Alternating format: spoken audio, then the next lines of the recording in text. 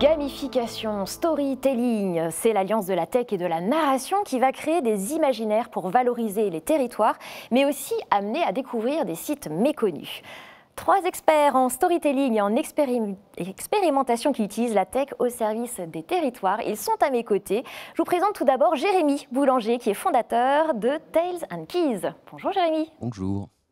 À mes côtés, Mickaël Couzigou, fondateur de New Art Experiences. Bonjour. Et puis Arnaud Uftier, auteur, professeur et porteur de la chaire Tourisme et valorisation du patrimoine à l'Université Polytechnique des Hauts-de-France. Bonjour Arnaud. Bonjour. On a d'ailleurs vu en tout début de ce voyage une de vos étudiantes doctorantes, Caroline Soro, qui est venue présenter le steampunk et son potentiel de valorisation pour le patrimoine industriel des Hauts-de-France. Alors, on est très content de vous avoir avec nous pour cette fin de matinée. Et cette occasion, c'est vraiment une occasion inédite de découvrir ou de mieux connaître aussi des innovations qui font mouche dans le secteur culturel et qui dessinent l'avenir du tourisme. On va démarrer avec vous, Jérémy. C'est parti. Alors vous, Jérémy, vous êtes un peu le touche-à-tout, curieux de tout. Vous avez passé une licence en histoire. Et puis après, alors pardon, vous êtes passé d'une licence, oui, parce que le parcours est assez... Exactement. Donc vous êtes passé d'une licence en histoire à l'ébénisterie. Vous avez été soigneur animalier et puis vous êtes passionné de web et d'internet et des objets connectés. Des passions que vous combinez aujourd'hui dans le studio de conception Tales and Keys qui crée des escape games outdoor. En d'autres termes, des jeux de pistes urbains au travers d'une chasse au trésor narrative et ludique.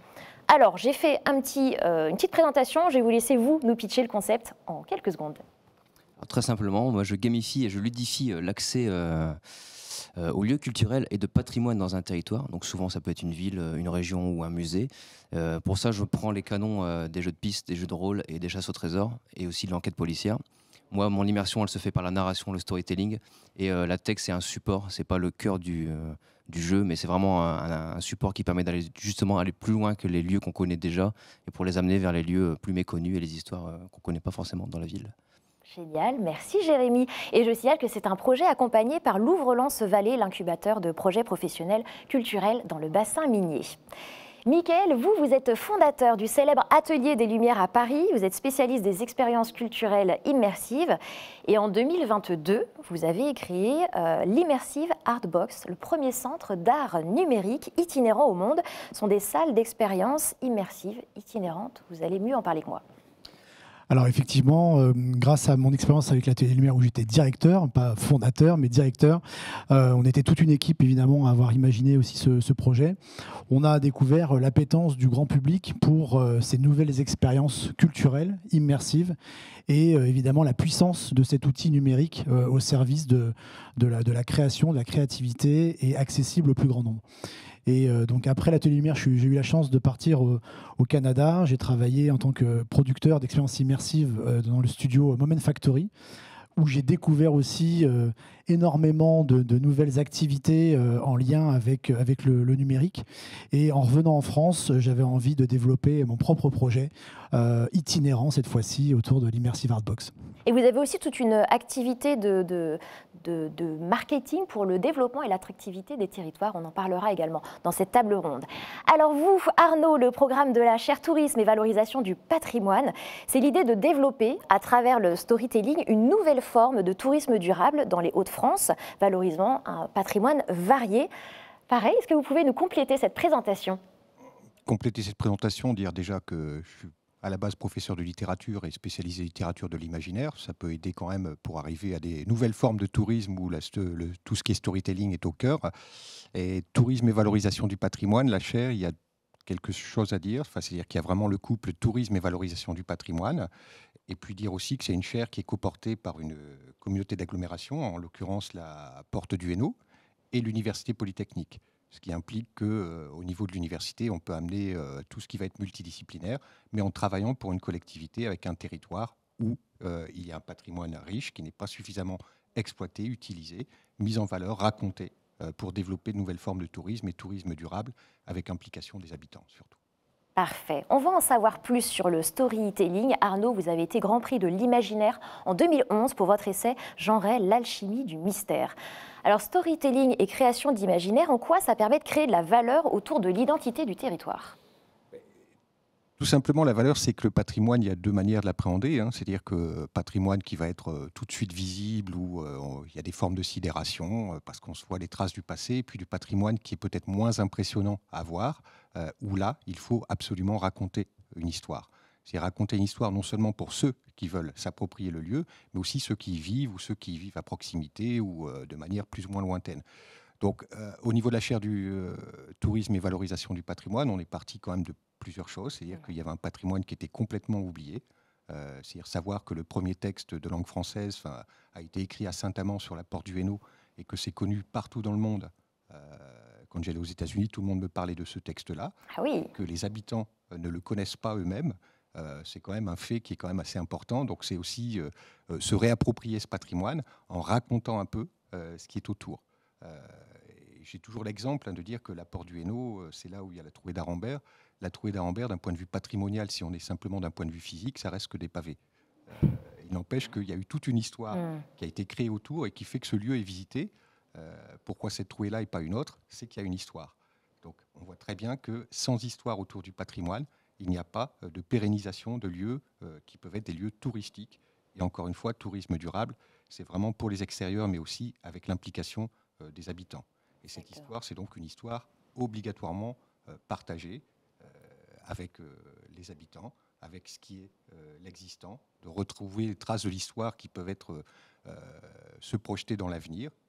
Et ça, c'est tout ce qu'on fait au niveau de la chaire en mélangeant que ce soit des collègues en sociologie ou des collègues en numérique aussi, et des collègues en création littéraire. On a quelqu'un du Québec qui est spécialisé en création littéraire et qui apprend à écrire le patrimoine et pour se le réapproprier, pour pouvoir mieux le raconter. Si vous savez le raconter, vous avez tout gagné, au niveau du patrimoine. Et la technologie, ça permet aussi des nouvelles formes d'écriture. Je crois qu'on y reviendra. Que ça soit réalité augmentée, métaverse, il faut penser la nouvelle technologie avec des écritures qui ne se coupent pas de ce qui se faisait auparavant, mais qui s'appliquent parfaitement à comment on rentre dans une nouvelle ère au niveau du tourisme, où il restera quand même du présentiel aussi, mais avec des formes virtuelles. Et on le voit, c'est tout un travail collectif avec vraiment des disciplines issues de secteurs variés. Jérémy, Michael, de votre côté, de quoi part-on pour réaliser un storytelling, une narration autour d'un territoire? Comment est-ce qu'on procède? Allez, Jérémy. Moi, je procède, recherche historique, déjà. Je vais sur le lieu et je me documente tout ce qui peut être trouvé sur Internet ou dans les livres, tout ce qui a été pseudo-perdu. Après, il faut vérifier l'information. Et moi, dans mon domaine, le storytelling, je l'associe à l'imaginaire. Donc, du coup, on va découvrir des vrais endroits, on va découvrir des vrais personnages, mais je vais les mettre en interaction. Par exemple, ici, dans les Hauts-de-France, on a Vauban qui est pas mal présent, qui a fait des murailles un peu partout. Moi, je vais le faire intervenir avec des lettres fictives, évidemment. On voit tout de suite que c'est du faux. Mais voilà, il a intervenu sur certaines choses et ça va emmener justement le joueur qui découvre l'histoire. Il n'est plus justement juste étudiant en histoire, il est vraiment joueur, donc il est impliqué. Et le storytelling va le mettre vraiment au cœur de l'histoire, ce qui fait qu'il va retenir beaucoup plus facilement l'information aussi. Et il va plus facilement la transmettre aussi à ses camarades. Il faut forcément avoir été soi-même joueur pour pouvoir se projeter là-dedans et créer justement. Il vaut mieux aimer jouer pour participer à ce genre de... Et amener les autres aussi plus facilement à le faire, ceux qui ne sont pas issus forcément de ces milieux du jeu vidéo et de tous ces métiers de la gamification. Et comme la vie est un jeu, je pense qu'il y a beaucoup de joueurs. La vie est un jeu, c'est beau. Merci Jérémy. Michael, de votre côté, c'est quoi le process pour le storytelling autour d'un territoire ? Alors nous, moi dans mon job précédent, quand j'étais directeur des arènes de Nîmes, on a créé avec des amis historiens les grands jeux romains. Et en fait, on est parti d'un postulat, c'est que les Nîmois et les gens de la région ne connaissaient pas forcément bien leur patrimoine. Et on s'est mis en tête de créer ou de remettre en scène les jeux tels qu'ils pouvaient avoir lieu il y a 2000 ans dans un amphithéâtre romain.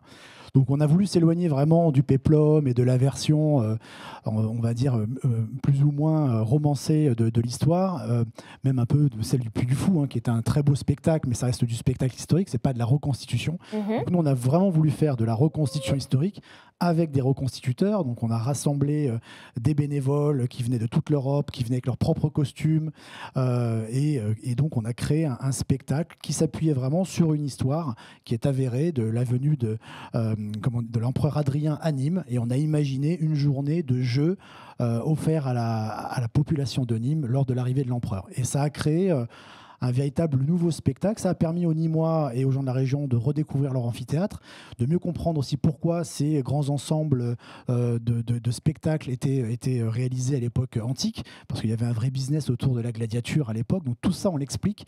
Donc les gens sortent de 2 heures, 3 heures de spectacle en ayant appris énormément de choses.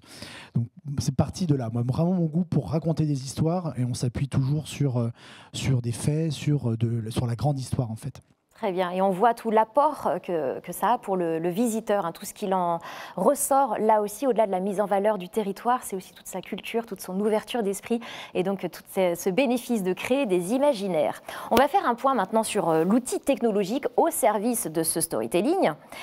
La technologie comme outil de créativité et d'expérimentation. Et on le sait, hein, l'hybridation entre l'homme et la machine, elle est très lointaine. Il y avait l'artisan et ses outils, il y avait le musicien et ses instruments, tout ça c'est très lointain. Et les possibilités de la technologie sont infinies pour créer des imaginaires. D'ailleurs, je vais reprendre une citation de Jules Verne, qui est un petit peu notre pape de cette journée. « Tout ce qui est impossible reste à accomplir ». Alors, est-ce que c'est ça que permet la technologie? Est-ce que c'est accomplir ce qu'on pensait impossible? Et du coup, jusqu'où la technologie peut-elle être utilisée pour aller au service de l'identité et des valeurs du territoire? Quel est le champ des possibles? Jusqu'où on peut aller? Qui veut démarrer? Ne vous battez pas. Doucement. Je démarre alors. Il y a plusieurs choses, hein. C'est-à-dire que la technologie ne doit pas justement gommer tout ce qui est le travail préalable de recherche historique, etc. On n'est pas utiliser la technologie pour changer aussi le patrimoine et changer la nouvelle histoire se superpose en tenant compte de l'ancien. La nouvelle technologie permet 2 choses. Enfin, je pense que on est tous d'accord là-dessus. C'est-à-dire que remettre quand même, rendre visible, que ça soit en numérique, que ça soit en monde virtuel directement, en réalité augmentée, rendre visible ce qui n'est plus obligatoirement là, sans se substituer à des visites, encore une fois, j'insiste là-dessus, des visites physiques. Donc là, quand on a des patrimoines qui n'existent plus, c'est-à-dire soit des histoires, c'est-à-dire que ce que tu as pu faire à Nîmes, où on remontre des moments importants, soit directement des bâtiments qui n'existent plus. La réalité augmentée, il y a des parcours maintenant qui se font avec ça, qui permettent complètement de redécouvrir des lieux qui ont d'autres vocations. Et puis, tout ce qui va être monde virtuel, c'est refaire des nouvelles scénographies et essayer de rassembler ce qui est un peu épars. Réalité augmentée, donc, on a fait un travail là-dessus qu'on inaugure le mois prochain, qui était un lieu, le Bassin Rond, qui n'est pas très loin d'ici, et qui est un lieu touristique, mais uniquement au niveau des espaces verts et puis d'utilisation du Bassin Rond au niveau nautique. D'accord. Or, au niveau du patrimoine, c'est un fait rare d'une ville qui n'a existé à peu près que 60-70 ans, qui a eu énormément d'habitants, tout simplement parce qu'il y avait les écluses. Et donc les écluses, les péniches restaient là plusieurs semaines. Donc il y avait toute une ville qui s'était créée là-dessus.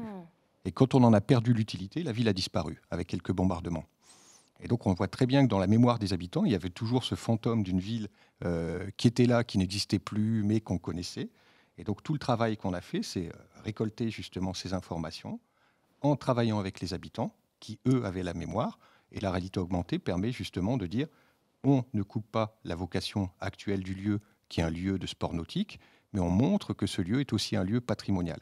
Ça se fait par une technologie qui est maintenant très simple avec tout ce qui va être application. Mais parfois, il faut des technologies très simples parce qu'accessibles au plus grand nombre. Oui. Après, il y a évidemment tout ce qui va être métaverse, où on peut recréer différemment, qui va être utilisé.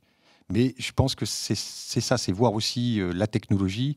Ce que tu disais tout à l'heure, hein, c'est ne pas partir de la technologie pour elle-même, mais la technologie au support de ce qu'on veut raconter, de ce qu'on veut prouver. Si on parle de la technologie sans oublier les fondamentaux, là, on ne peut pas réussir. Donc, c'est-à-dire quand même que l'histoire ne se raconte pas de la même manière quand on utilise les technologies, mais il y a d'abord et avant tout une histoire à raconter, sinon ça ne fonctionnera pas. Et la technologie est vraiment un outil. On va parler justement de cette pertinence pour voir jusqu'où est-ce qu'on peut aller avec cet outil de la technologie. Qu'est-ce qui fait qu'on va jauger et choisir la bonne technologie, la belle offre digitale adaptée?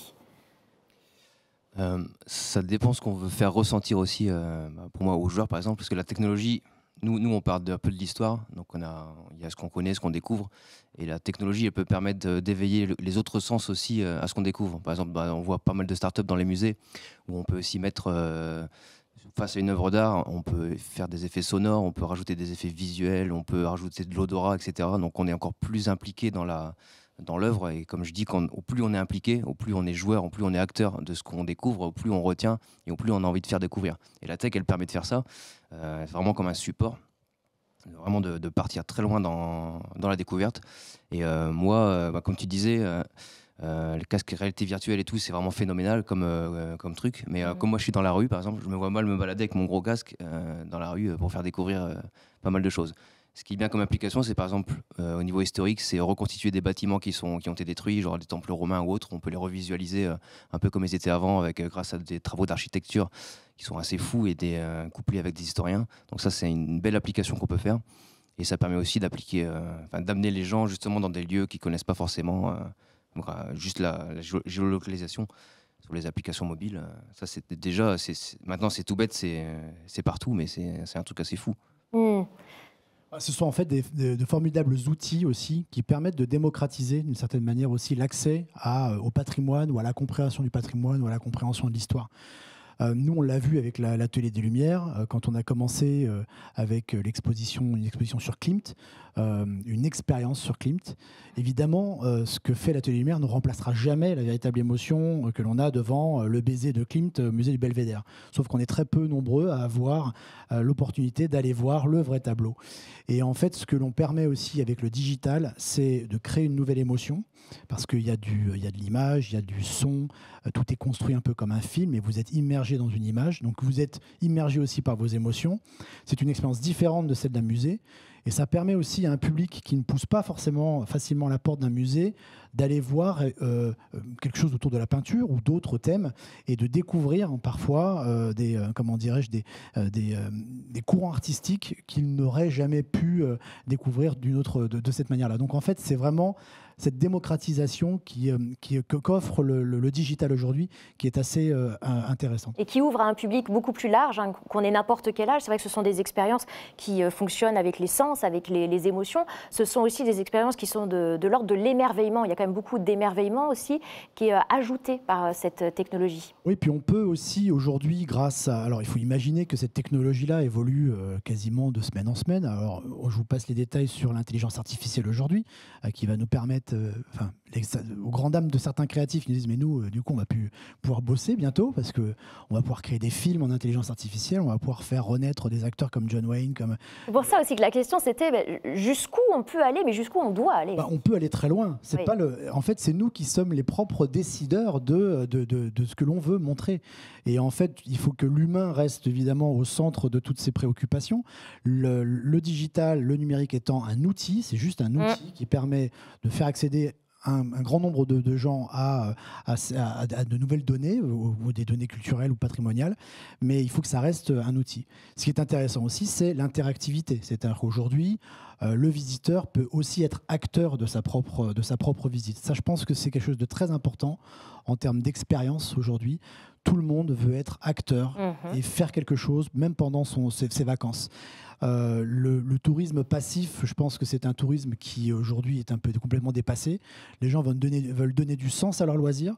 Donc pour les Jeux romains, ils sont prêts à enfiler un costume et être dans le public, dans les arènes, mais ils sont prêts aussi à donner du temps pour participer à des ateliers d'artisanat, et ils sont prêts aussi à avoir leur téléphone pour participer à un jeu de rôle qui leur ferait gagner quelque chose et découvrir le patrimoine de cette manière-là. Donc les gens sont beaucoup plus acteurs qu'avant.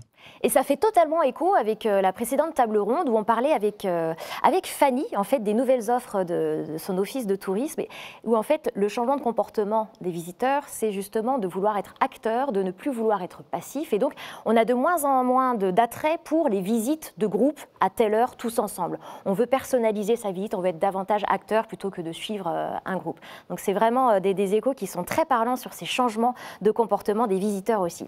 Je voudrais maintenant qu'on fasse un focus sur un point qui vous intéresse tous les trois, sur lesquels vous travaillez, c'est la mise en lumière et la découverte de lieux délaissés par les touristes.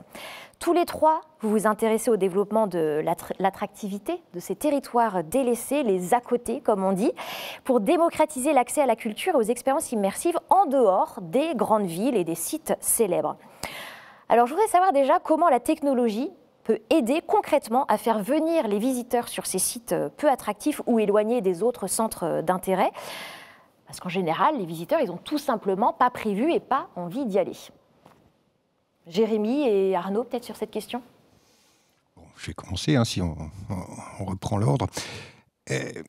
C'est là où la technologie peut vraiment apporter quelque chose. Hein. Je suis tout à fait d'accord avec la démocratisation et dire que quand même la technologie ne doit jamais oublier que c'est l'humain au centre. Hein. Comme ça a pu être dit préalablement, c'est ça qui est important. Enfin, et même l'idée de la chaire, c'est ça. C'est l'humain au centre et puis la technologie, tout ce qu'on peut apporter au niveau expertise. Bien, au service. Au centre, au service. Enfin, c'est-à-dire que c'est lui-même qui peut construire, enfin qui participe à la création de cette histoire.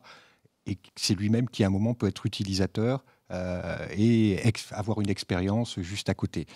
La technologie, on est en train de développer quelque chose qui, j'espère, va donner un résultat très intéressant. Quand on a exploré un peu tout ce qui était au niveau de la Porte du Hainaut, qui est très riche et très méconnu en même temps, il y a différentes petites structures qui sont...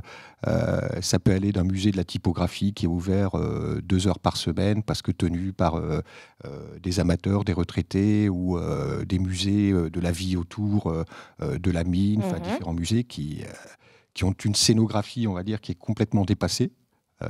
Pour être clair, hein, c'est une scénographie qui date des années 70, avec encore tout écrit avec des machines à écrire, avec les lettres qui s'effacent au fur et à mesure. Et puis, généralement, c'est un assemblage de pièces.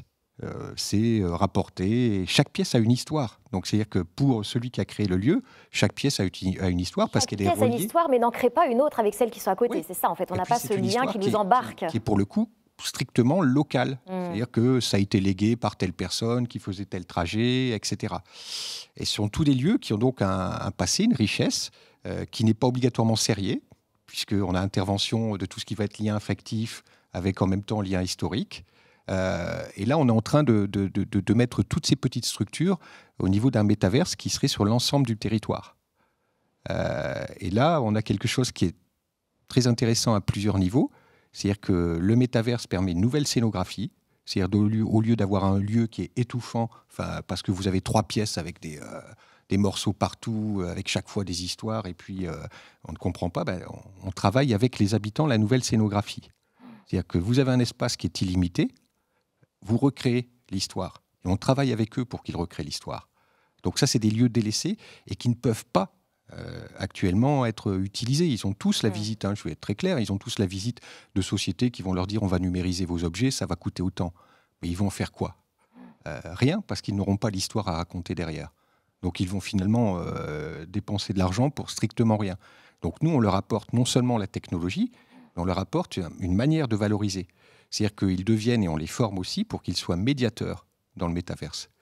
Donc c'est-à-dire qu'ils vont être là aussi à certains moments, avec, ça peut être des visites prévues sur Internet, mais ils vont être là pour promouvoir et raconter l'histoire au niveau des objets. Et à partir du moment où vous avez tout ce maillage, au niveau des petits lieux, des petites structures de la Porte du Hainaut, vous avez presque un écomusée. On sait très bien que les écomusées, ça n'a pas fonctionné physiquement. On a récolté des objets et l'histoire a été construite par d'autres personnes que les habitants. Là, vous avez presque un écomusée du 21e siècle et du 22e siècle, mais qui est construit par les habitants eux-mêmes qui vont le gérer. Là, vous avez une forme d'histoire, et sinon, c'est impossible de valoriser ce type de structure. Et vous avez à terme quelque chose, tout un patrimoine, qui est un patrimoine, encore une fois, local et d'importance aussi historique, qui va être perdu. Et ce qui est très intéressant à noter aussi, c'est tout ce côté pédagogique, l'accompagnement, la formation, l'acculturation, parce qu'on le voit, il y a quand même un véritable fossé, bien souvent, avec ces sites qui sont délaissés, donc qui n'ont pas pu se transformer de la même manière. Un fossé, des peurs, des réticences aussi avec l'emploi du digital, de la technologie, que ce soit pour les visiteurs eux-mêmes, mais aussi pour ces gestionnaires de lieux. C'est pas évident pour eux, il y a un vrai fossé. Comment est-ce qu'on rattrape ça? Donc on en a parlé, la formation, mais au-delà de ça, Mickaël. En fait, il y a quand même une appétence pour tous les professeurs et les éducateurs de faire venir les enfants aussi sur ces nouveaux, enfin, sur le patrimoine et sur l'histoire. Et c'est vrai que les enfants aujourd'hui, ils n'ont pas besoin d'adultes entre guillemets pour aller sur YouTube regarder des documentaires, regarder des films. Ils sont déjà les mains dans le numérique. Pour eux, c'est un prolongement de leurs bras, hein, finalement. Ils sont vraiment dedans. Moi, je pense que ce que dit Arnaud est très intéressant parce que cette numérisation aussi de ce patrimoine qui est quand même en danger, on ne va pas se mentir, permet aussi une conservation. C'est-à-dire qu'en le liant au Web3 et au métaverse, finalement, on crée un double numérique qui sera là, on l'espère quand même pour longtemps, et qui permet de démocratiser son accès à un public qui peut être très éloigné aussi. Et en fait, on n'a pas tous la chance, et j'en reviens à ça, mais on n'a pas tous la chance de voyager, et d'où l'intérêt aussi de se rapprocher des gens, donc nous avec notre projet de box immersive, mais aussi d'avoir un accès sur le web, de découverte, de visite, de virtualité, parce qu'on sait très bien qu'on n'aura pas tous les moyens d'aller voir Pompéi ou d'aller voir le Taj Mahal. Donc ce sont des outils formidables vraiment de découverte qu'il faut maîtriser. Et alors pour revenir à cette question de la technologie, comment est-ce qu'elle peut aider à faire venir les visiteurs sur des sites qui sont peu fréquentés, méconnus, délaissés même? Quels sont les outils qu'on peut utiliser, les façons de faire pour amener les gens à venir visiter ces lieux? Voilà, il y en a une tripotée. Ça dépend comment on les utilise, mais déjà la technologie en soi, aussi vaste soit-elle, c'est un peu une centralisation de l'information. Déjà, elle permet une accessibilité beaucoup plus forte. Donc, on recherche sur Internet, on peut tomber sur les suggestions grâce aux algorithmes d'un site qu'on ne connaît pas, et puis on tombe dessus par hasard, et puis finalement, c'est super. C'est juste à côté du truc que je voulais visiter. Et elle permet aussi de centraliser tout type d'informations. Par exemple, si je vais sur un lieu, un monument ou un menhir, tout simplement, un truc, c'est un bête caillou, et je vais dessus et je m'aperçois que sur une application de jeu comme je pourrais avoir par exemple, je mets des photos historiques, je mets des vidéos qui sont liées, etc. Donc en un seul endroit, on a accès à beaucoup plus d'informations que si on avait une pancarte à l'ancienne avec juste une Mais alors photo. tout ça, ça veut dire concrètement que les gestionnaires de lieux, etc., les collectivités doivent avoir renseigné ça sur le net. On doit avoir un travail actif de référencement pour qu'on puisse vous trouver. Vous disiez tout à l'heure, on fait une recherche, je tombe sur quelque chose que je ne connaissais pas forcément, ça m'intéressait, mais ça nécessite quand même tout un travail en amont. Ça ne se fait pas tout seul. Ce qu'on faisait avant, à l'époque, en faisant des bonnes vieilles pancartes, il faut le faire aussi maintenant sur le site, il faut le référencer, il faut le mettre en avant. Et par exemple, avec la géolocalisation, on peut très bien tomber sur la carte et on voit un petit point qui s'allume en disant voilà, il y a un truc à faire ici. Je vais aller m'éloigner de 2-3 km par rapport à ma destination et je vais tomber sur un site très semblable à celui que je voulais voir, mais avec beaucoup moins de touristes. Ça arrive sur plein de pays. Je me rappelle, moi, quand j'étais en Norvège, j'avais été sur Trolltunga. Alors, vous connaissez peut-être pas, mais c'est la langue de pierre. Avec souvent, on voit une personne dessus qui est là devant le fjord. Et en fait, quand on est là, en vrai, on arrive, donc il y a toutes les tentes, il y a les poubelles, il y a les déchets, et il y a 300 personnes qui font la queue pour faire la même photo. Donc ça, c'est la réalité du truc. Et en fait, 200 mètres plus loin, il y avait exactement la même langue en plus petit, avec 2 personnes présentes dessus qui faisaient toutes leurs photos comme ils voulaient, quoi. Donc en fait, c'est juste ça, faut essayer de pousser, il faut essayer de se perdre un peu plus pour découvrir ces lieux. Et alors, je sais aussi que chez Tales and Keys, pour pouvoir permettre d'aller vers d'autres sites qu'on n'avait pas forcément prévu de voir, le jeu, en fait, cette gamification amène justement, c'est un parcours en fait entre différents lieux pour aller chercher d'autres indices. Donc c'est aussi par cette gamification qu'on va aller créer ce jeu de piste et faire aller les gens pour aller chercher un indice. Donc ils ont un objectif, ils ont une espèce de récompense là-dessus et qui vont les amener à découvrir ces sites délaissés. Ouais, la gamification, c'est encore un autre pan, mais tout aussi important. Donc il y a le ludique, donc c'est vraiment les mécaniques de jeu qu'on peut retrouver entre les étapes, qui est différente. Et la gamification, c'est les premières gamifications, c'est la bonne vieille carte de fidélité, hein. On achète un sandwich, au bout de 7, on en a un gratuit. Là, c'est pareil, on va aller faire les étapes, et au plus on va aller chercher toutes les étapes, au plus on va gagner des points, par exemple, qui pourront être transformés après chez des partenaires ou autres. Donc ça incite vraiment à aller plus loin dans le jeu si on veut faire tous les objectifs possibles. Parfait. Alors, pour terminer, après, on va prendre les questions du public. D'ailleurs, n'hésitez pas à continuer d'envoyer vos questions à nos 3 intervenants, Jérémy, Mickaël et Arnaud. On va faire le point sur la démarche design. En gros, ce que vous avez dit depuis tout à l'heure correspond à cette démarche design qui est vraiment le travail collaboratif dans la création de valeur avec des expertises issues de divers domaines. Et donc, on va parler de ces apports pour le tourisme, tout cet aspect sociétal et économique au-delà de l'expérience visiteur. Vous l'avez dit, chacun ce maillage territoriale pour favoriser l'économie circulaire ultra-locale et œuvrer avec les différents lieux et organismes culturels locaux. Comment ça se passe concrètement pour chacun, ce travail collaboratif et ce maillage culturel? Je crois que pour la chaire, enfin, c'est vrai qu'on a eu de cesse là de parler de démarche design. Enfin, c'est l'essence même de. On ne l'avait pas encore cité, mais c'est exactement ça. C'est l'essence même de ce qu'on a voulu faire avec la chaire tourisme et valorisation du patrimoine au niveau de la CAPH. Ce n'est pas construit avec quelque chose d'existant et sans les habitants, mais c'est construit avec les habitants, avec les collectivités. Sinon, ça ne fonctionnera pas. Tout ce qu'on a pu dire au niveau de la technologie, ça fonctionne parce que c'est les habitants qui vont d'abord raconter leur propre histoire autour du patrimoine. Et donc, après, on leur montre que la technologie peut aussi leur montrer comment être fiers aussi de ce patrimoine qu'ils pensaient simplement au niveau d'une petite histoire. Alors concrètement, ce sont des rencontres qui sont organisées avec les collectivités, qui invitent les habitants ? Non, on le fait nous-mêmes, enfin, au niveau des habitants, en fonction des lieux, en fonction de l'histoire qu'on peut raconter autour de ces lieux, donc ce qui prend aussi du temps pour voir quelle personne peut être impliquée. Tout ce qu'on disait aussi tout à l'heure, il y a une démarche de co-design parce qu'au départ, comme il y a beaucoup de structures qui sont gérées, pour le dire clairement, par des retraités ou n'importe, et puis vous arrivez à leur dire, vous leur dites on va passer tout en espace métaverse. Là, il y a quand même des grands moments de solitude. J'imagine. À dire, non, moi je ne connais rien, j'ai vu mon petit-fils qui s'occupait de ça, etc. Ça ne m'intéresse pas du tout. Donc vous avez toute une démarche aussi d'apprentissage, de dire non, ce que vous faites ici dans votre lieu, ça ne va pas être remplacé par le métaverse. Mais simplement, vous allez apporter quelque chose en plus, vous allez passer des soirées avec ça, etc. Et puis là, il commence à impliquer d'autres personnes. Et on le voyait, c'est vrai qu'il y a des vraies différences aussi entre les territoires, justement, Michael. Donc il faut les réunir. Il faut avoir tout ce travail aussi que vous faites avec cette activité aussi de marketing pour les aider à mieux se développer et à mieux connaître aussi l'écosystème. Oui, effectivement, il faut pouvoir animer son territoire. Moi, je pense beaucoup aussi à l'événementialisation de certains projets parce que on sait tous que avoir un musée pérenne sur les territoires, c'est très difficile aussi à entretenir, à gérer. Puis en termes de durabilité, parfois c'est très remis en cause. Donc je pense que créer des événements ponctuels pour réunir la population, créer un projet autour de l'histoire, de la culture, de légendes locales, où les gens sont vraiment partie prenante, et qui peuvent ensuite, après, évidemment, attirer le tourisme. Je pense que là, on a énormément de choses à faire, notamment en France, parce qu'on est quand même la première destination mondiale du tourisme. La plupart des touristes étrangers viennent pour notre patrimoine et notre culture. Et cette histoire, ce patrimoine, cette culture ne demande qu'à être finalement mis en valeur, raconté. Alors l'outil digital, évidemment, le permet. Ça permet de faire de la promotion, ça permet de créer des outils de découverte. Mais il faut vraiment écrire de nouvelles histoires, en fait, pour faire découvrir ce patrimoine. Ouais. Écrire de nouvelles histoires, tout l'objet de cette table ronde du storytelling qui touche à sa fin. On va bientôt prendre vos questions.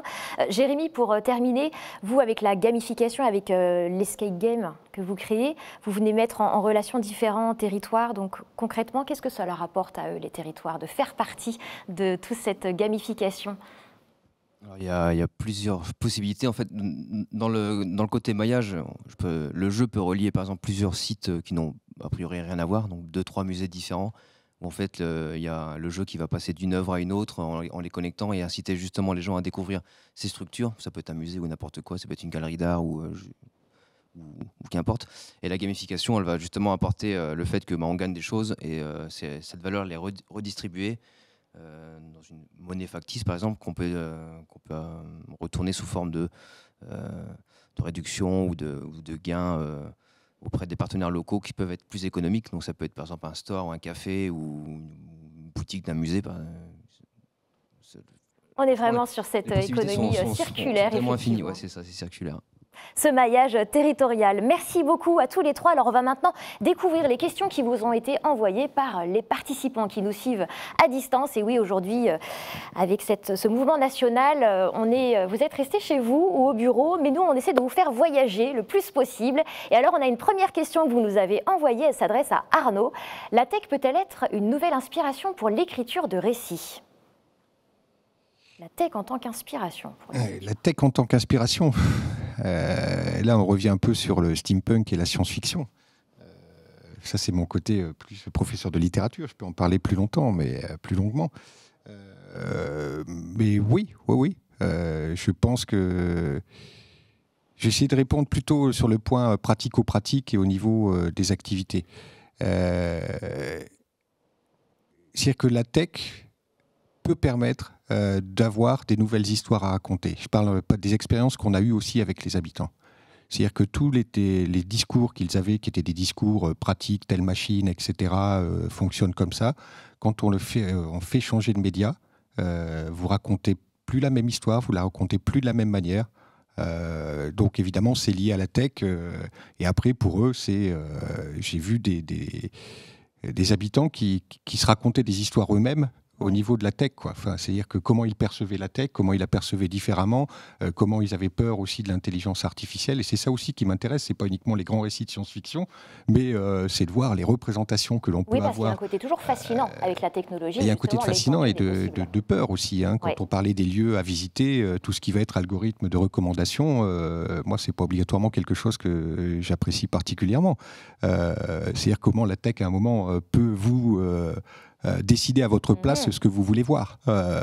Et ça, c'est très, très simple. Ça peut donner des idées, mais effectivement, ça peut beaucoup influencer aussi.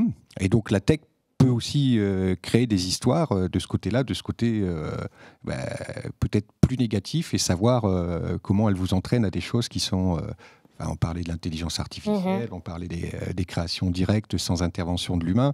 Je crois que c'est plutôt des histoires régressives au niveau de la tech. Et donc, si on parle de réenchantement, c'est parce qu'on veut aussi créer des histoires plus positives au niveau de la tech, mais sans oublier l'humain au cœur. Je ne sais pas si j'ai répondu parce que j'ai essayé d'appliquer plus au domaine applicatif. Il y a beaucoup de choses à dire, effectivement.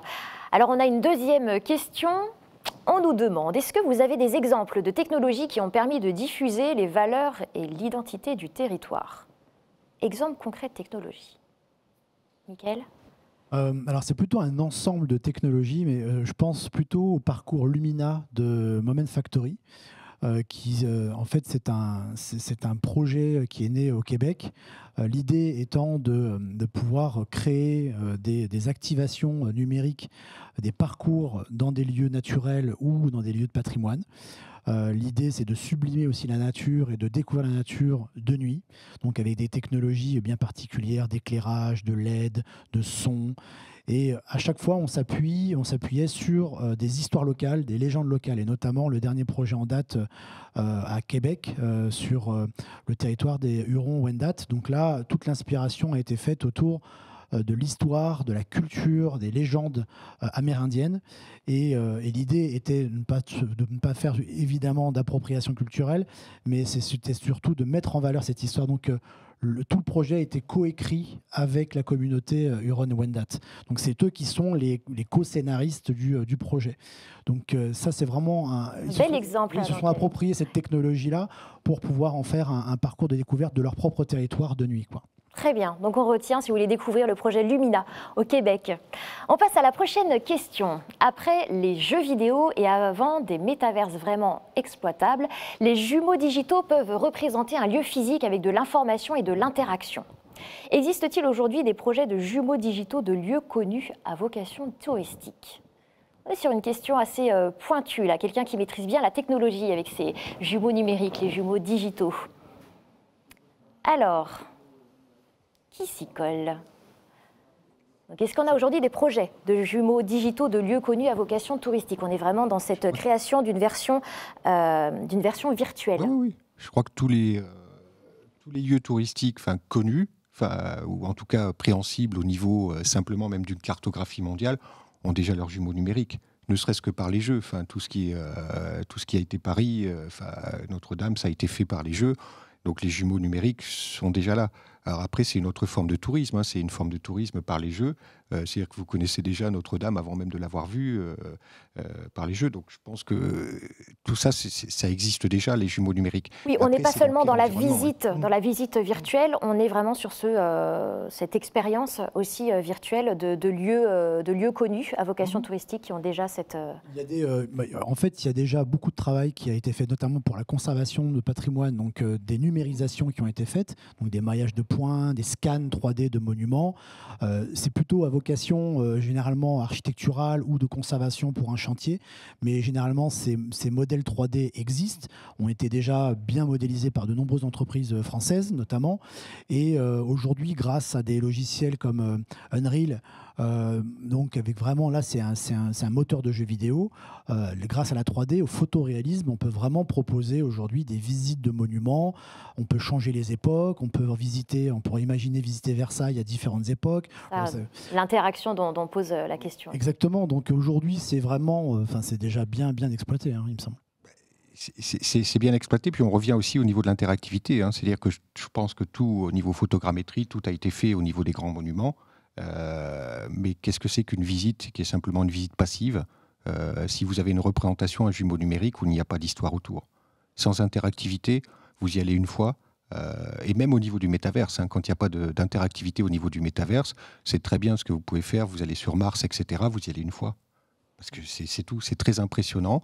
Vous dites, waouh, la technologie, c'est impressionnant, on arrive à ce niveau-là. Oui, mais si on n'a pas d'expérience à y vivre... S'il n'y a pas d'expérience, encore une fois, c'est une expérience, soit une expérience de la sidération, vous restez simplement à dire, j'ai vu quelque chose d'impressionnant, mais vous avez vu quelque chose d'impressionnant, donc c'est-à-dire, il y a vous et l'autre objet, qui peut être un objet numérique, et puis à un moment, c'est arriver à faire en sorte que ce couple ne soit qu'un, c'est-à-dire que vous racontez, vous êtes au cœur de l'histoire.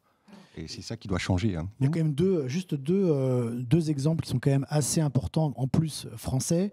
Donc avec le studio Emissive, ils ont réalisé Éternel Notre-Dame, donc sur Notre-Dame de Paris, en visite VR, donc là en déambulation en plus. Donc vous avez votre petit ordinateur dans le dos et votre casque VR et vous visitez Notre-Dame, mais avec une histoire. Donc ça s'appuie vraiment sur une histoire. Et l'horizon de Khéops aussi, où là vous êtes plongé dans l'Égypte ancienne. Donc ces technologies-là, finalement, sont existantes, et on voit le succès aussi de ce type d'expérience-là pour le grand public. Ouais. Puisque la précédente question parlait de métaverse, pour vous, ce sera quand le métaverse vraiment exploitable? Puisqu'il disait après les jeux vidéo, avant un métaverse vraiment exploitable. Pour vous, ce sera dans combien de temps?